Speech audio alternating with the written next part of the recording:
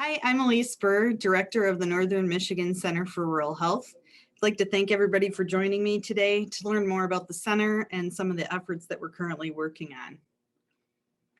First, a brief situational snapshot of what's existing right now in the Upper Peninsula. Overall, we have an aging population with nearly 20% of the population being over the age of 65. We have a declining population, almost a 6% decline in the last 20 years. So right off the bat, those first two bullet points kind of paints a picture for our future right now of the Upper Peninsula and what are we doing right now to prepare for this population to take care of. Additional items to take into consideration right now for the Upper Peninsula is the educational attainment. Currently, there's all but two counties, Houghton and Marquette. Individuals are less likely to achieve a bachelor's degree. So that tells us that the level of education that people are achieving in the Upper Peninsula right now are high school level. Also, we have a snapshot of the unemployment rates comparing the national, state, and Upper Peninsula, as well as the poverty level. And you'll see on these statistics that, of course, the Upper Peninsula is the highest in the state and the national level for rankings. So what does this information mean to us as we consider the efforts of the Center for Rural Health? Well, the impact from that snapshot indicates that education impacts health status. The level of an individual's education affects their personal behaviors, their employability, and the economic development of the region. Also, employment is often tied to self-value, health insurance, and again, economic development. Lastly, insurance impacts healthcare access, as well as the utilization of those services and patient health outcomes. And obviously the poverty impacts health and it can impair future economic potential. So it's important to understand that healthcare goes beyond just what a physician, a provider, a nurse does. It really is the full picture and the scope of what we're looking at in the Upper Peninsula and everything that impacts rural health throughout our region. So the mission of the Center for Rural Health is to improve the health and well-being of Upper Peninsula residents and communities by developing collaborative partnerships that improve the access and availability of affordable, quality healthcare services.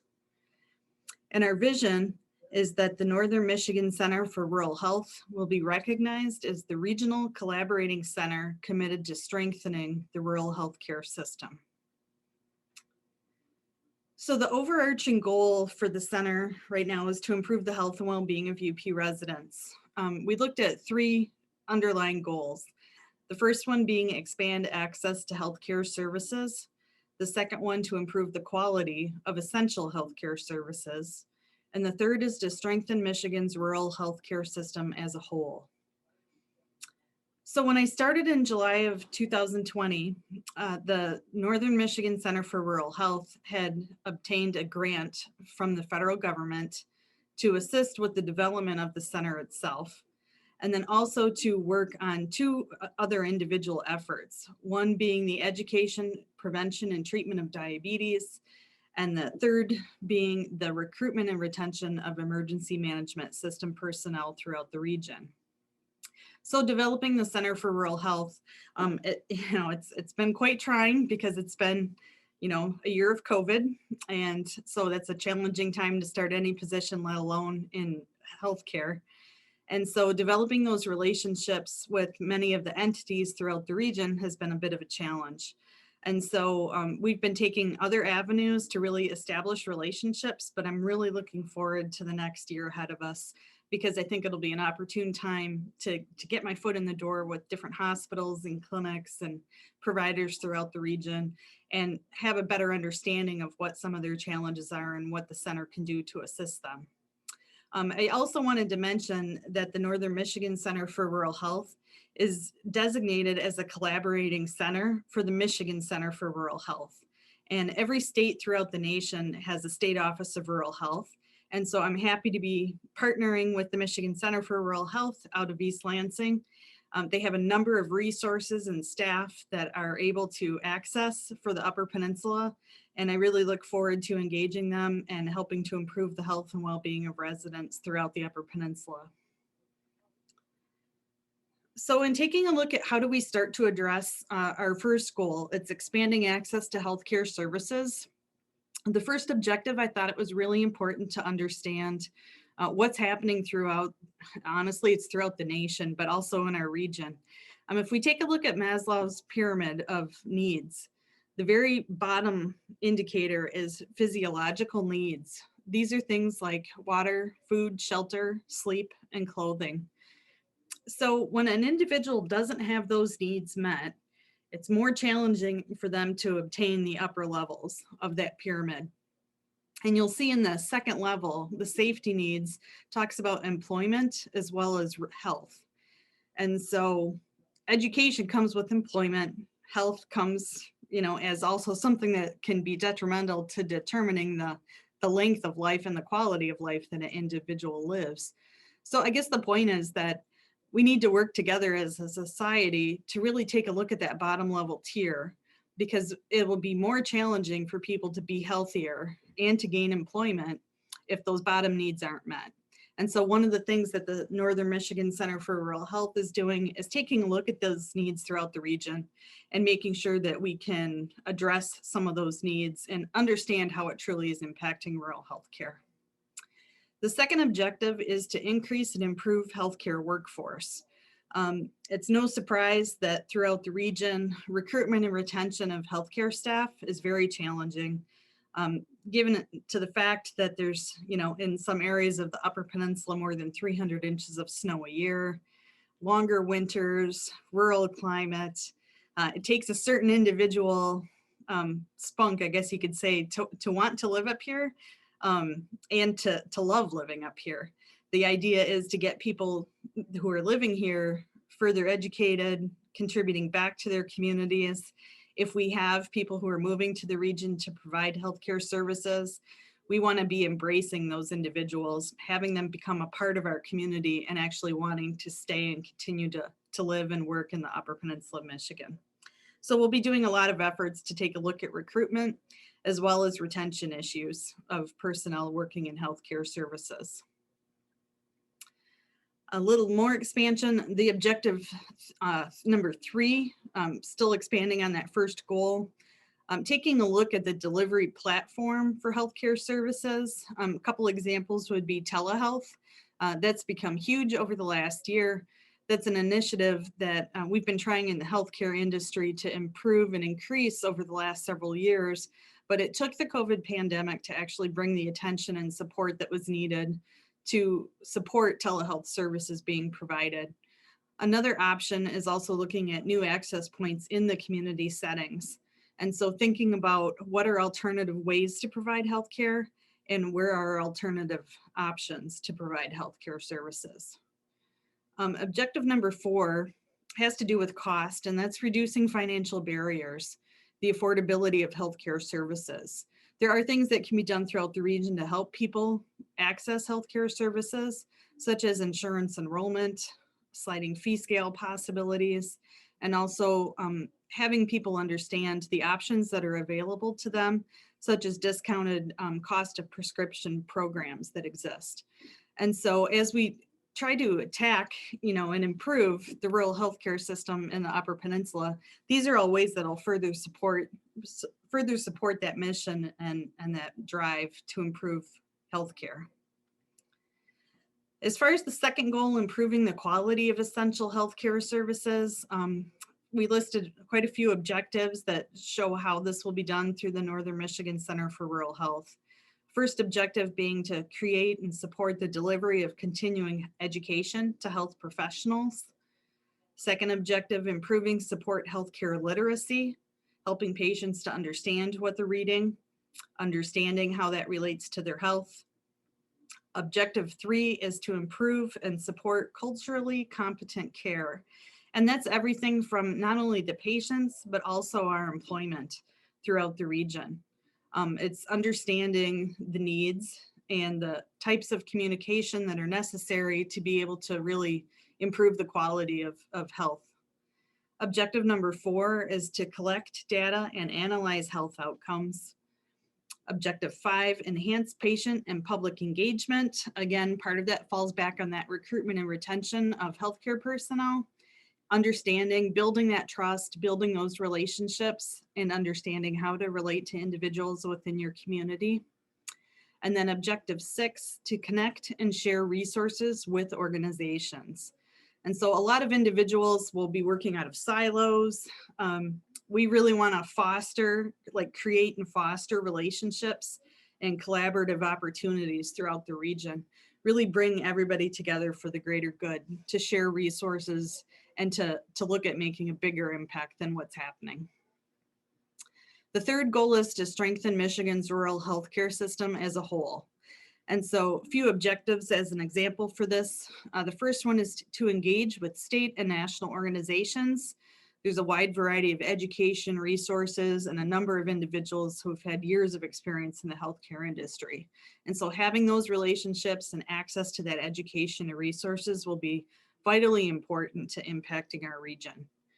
The second objective is to actively support healthcare advocacy efforts at local, regional, state, and national levels. This can impact by policy development and help things such as expanding the Affordable Care Act, providing more insurance, reducing the cost of prescription medications. There's a lot of work that can be done to continue increasing access to care, as well as the quality of care. Objective number 3 is to develop partnership opportunities. Again, working together, filling those gaps, sharing those resources. It's just going to make our region stronger. And the fourth objective is leveraging funding opportunities. And so by agencies working together, it'll have a greater impact in the region, and we'll be able to leverage more funding, whether that's through local, state, or national efforts, to have a bigger impact throughout the Upper Peninsula. What we don't want to do is we don't want to duplicate efforts. We don't want to say yes to doing something if it's already being done in our area. We want to build and expand on what is being done that is working. And then we want to think about alternative ways, things that may not have been traditionally done in the past. We don't want to stay inside the box. We want to think of, if the sky was the limit, what could we do? It doesn't mean it has to have been done before, but just what's an alternative way of thinking about the challenges and actually addressing the healthcare concerns. We don't necessarily want to repeat history just to repeat history. We want to break boundaries, look at alternative ways of healthcare, and create new paths for delivering healthcare services in the Upper Peninsula. And we don't want to create silos. Again, we want to continue to work together as partners and really helping each other out along the way. Not just looking for individual recognition, but rather being recognized as a region and our regional efforts. So I wanted to provide a few examples of past and current regional projects right now that the center has been working on. Last fall, we started a regional university collaboration on doing a flu shot competition. And so we had the 4 Upper Peninsula universities. I have a flu shot competition, which was great to be able to work together with everybody for the same kind of cause. And it was a record year for every university as far as administering the flu vaccination. And so we look forward to continuing to build on that in the future. We also did a project with about 4 different regional community action agencies in the Upper Peninsula. It was called the Digital Divide. And what that allowed us to do was actually provide iPads to the clients of community action agencies, and they were able to get access to the broadband services through the Educational Access Network here at Northern Michigan University. And because of that access, they were able to then tap into telehealthcare services as well as education through broadband service, through having that online capability. And so that was an example how some of the agencies were able to come together in the Upper Peninsula and really increase access to healthcare, was by providing that telehealth path. We also are working on addressing healthcare workforce training needs throughout the Upper Peninsula. And so some of the agencies coming together for this are Michigan Works, the Area Health Education Center, as well as the UP Healthcare Solutions. And part of this has to do with not only looking at historical data, but also taking a look at what the future needs are going to be of healthcare workforce. And how do we keep up with that education and keeping them trained and up to speed with the latest and greatest information. Let's see, the fourth one is identifying, engaging, and exposing high school students to healthcare careers. So again, this is a main primary function of the Area Health Education Center. And so by partnering with them, it's strengthening the resources that they have and spreading that strength throughout the region to try to work with high school students to allow them access to understanding what it means to work in the healthcare industry. And lastly, the regional COVID-19 testing and vaccinations. That's obviously been a huge priority over the last year, and I anticipate it will continue to be so for the next several months as we work to get individuals vaccinated throughout the region and safely reopen to be able to improve even more, what's happening in the Upper Peninsula. It'll be great to be able to advance everything from economics to education to healthcare. And so we really look forward to, a few months from now when everything will be able to resume. The pending regional grant projects that we have right now, these are in the works, their applications being submitted. And so it will take a few months before we find out what's been funded, but we're excited about some of the prospects. We had an external partner who has actually earmarked $70,000 for the Northern Michigan Center for Rural Health to assist with substance use disorder research that has to do with community stigma and impact. We also have another external partner who has earmarked $64,000 for substance use disorder implementation consulting. And so this also would allow Northern Michigan University to have money to have a MSW student field placement advisor, as well as access for the MSW students at Northern to be able to have that field placement and expand behavioral health care services in the region. And so that's exciting to be able to provide students that real life experience and be able to have the community benefit from the service as well. We also have some internal submission grants. One is having to do with the implementing behavioral health services. This has to have a MSW field instructor, and again, that MSW student field placement. So that would be great if we can again expand that service line. And then lastly, internal submission to address food insecurity through diversified aggregation and distribution of goods. This goes back to the pyramid talking about the basic fundamentals and what can we do as a region right now to really improve the situation. Instead of relying on outside entities for something as basic as food, how do we pull together the resources throughout the region, the farmers, the distribution locations, and actually work together to kind of strengthen what we have. As far as exploring future projects, we're looking to build internal programs that can strengthen the regional healthcare system at Northern Michigan University.